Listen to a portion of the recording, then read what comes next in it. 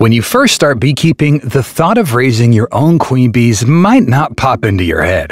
Ordering a queen can be pretty expensive, and not everyone has the budget for that. But as you gain more experience, you'll see that there are some awesome benefits to raising your own queens.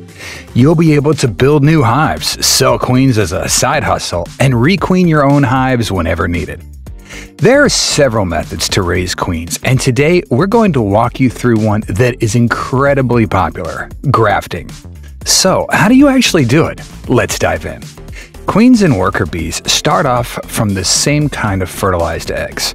When a female bee larva hatches, it isn't yet determined if she'll be a queen or a worker. The key difference lies in their diet, which begins to diverge right from hatching. By the third day, if a larva is to become a worker, she'll start getting pollen in her diet. When rearing queens, it's crucial to use larvae that are less than 24 hours old. This way, they've had little to no exposure to the worker diet, which is important for their development into queens. Queens are raised in special cells called queen cells within the hive.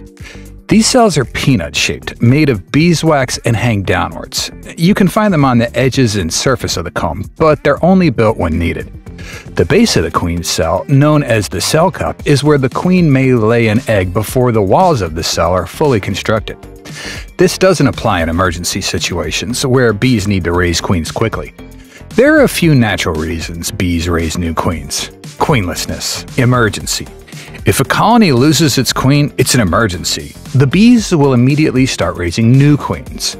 Worker cells with larvae are modified to become queen cells. However, these larvae might have been fed a worker diet for a while, so the new queens might not be as strong. Swarming, reproduction, and supersedure, replacement. When a colony is about to swarm, eggs are laid in queen cell cups. This is similar to supersedure, where only a few queens are raised to replace an aging queen. Queens raised in these situations are usually well developed with good egg-laying potential because they're fed the right diet from the start. Plus, they're raised at a leisurely pace since the current queen is still in the hive. Beekeepers can also trigger the supersedure impulse to raise a lot of high-quality queens in a controlled manner.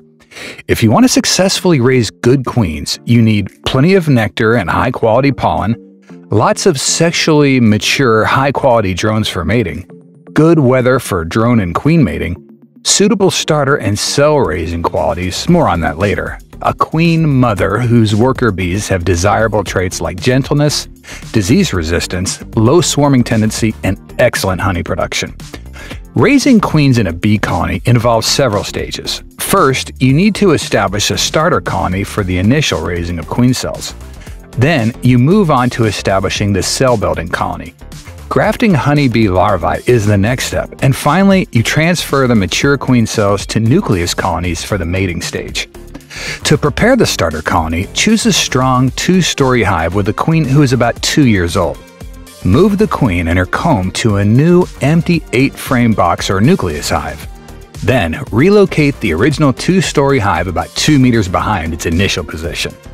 Set up an empty box with a bottom board and lid on the original site and transfer 4 combs of unsealed brood with adult bees from the old hive to the new box.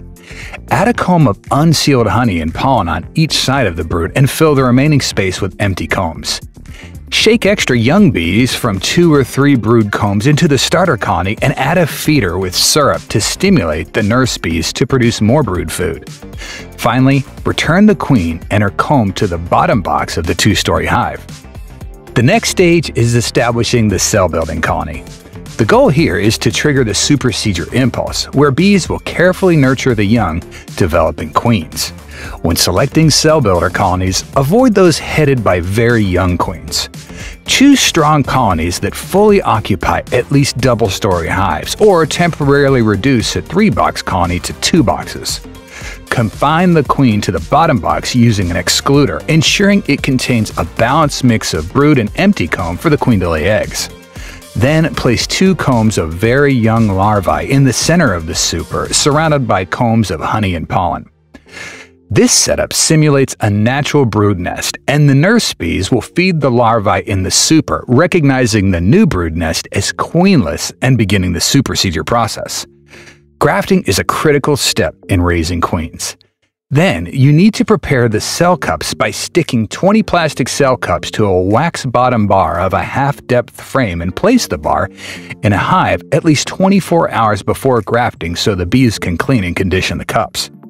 You should use a grafting tool to transfer larvae, ensuring each larva floats on royal jelly. Avoid hot weather and low humidity to prevent dehydration. Graft in cool conditions, preferably early in the morning, and when ready to graft, remove the frame of larvae from the breeder colony, brush the bees off gently, and carry it to the grafting location. Place the frame in a position where the light falls into the cells, but avoid direct sunlight. Use a heated safety razor to shave the cell tops to half depth for easier access. Once the larvae are grafted into the cell cups, place the bar of grafted cells into the starter colony, ensuring the larvae don't dehydrate. The starter colony, now queenless and strongly motivated by the emergency impulse, will focus on nurturing the grafted larvae. On the morning after grafting, move the cell bars from the starter hive. Cull the cells down to no more than 15 per bar for the best queens, and carefully place the cell bars into the cell builder hive, avoiding any shaking. Throughout this process, ensure the colony has ample nectar and pollen and provide light feeding until the cells are sealed. If more cells are needed, reassemble the starter colony for additional grafting. Under normal conditions, a virgin queen will mate and start laying eggs about 10 days after emerging from her cell.